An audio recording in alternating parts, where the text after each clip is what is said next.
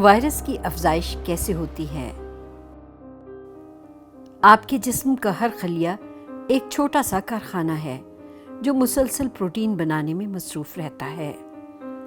آپ کا جینیاتی کوڈ یا ڈی این اے خلیے کی ہر سرگرمی سے متعلق ہدایات دیتا ہے۔ خلیے میں موجود پروٹین بنانے والی مشینری ڈی این اے کی ہدایات پر عمل کرتے ہوئے یہ یقینی بناتی ہے کہ پروٹین وہیں پہنچے جہاں جہاں اس کی ضرورت ہے۔ وائرس کا اپنا ایک جینیاتی کوڈ ہوتا ہے، تاہم وہ ڈی این اے کی نقل تیار کرنے کی صلاحیت یا مشینری سے محروم ہوتا ہے۔ لہٰذا وائرس اپنی افزائش یا ری پروڈکشن کے لیے آپ کی خلیوں کی مشینری پر قبضہ جمانے کا منصوبہ بناتا ہے۔ وائرس اپنی سطح پر موجود نوکوں یا سپائکس کو کام میں لاتے ہوئے خلیے پر نقب لگاتا ہے اور بالآخر خلیے میں داخل ہونے میں کامیاب ہو جاتا ہے۔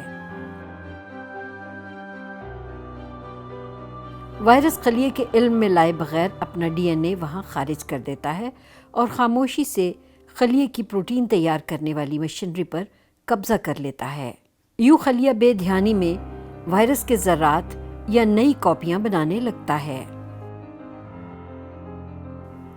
اب خلیہ آپ کے جسم کی بجائے وائرس کی خدمت میں مصروف ہو جاتا اور ہزاروں نئے وائرس بنانے لگتا ہے۔ یہ نئے وائرس دوسرے خلیوں پر قبضہ جماتے ہوئے یہی عمل دہرانے لگتے اور اپنی افزائش کرتے رہتے ہیں۔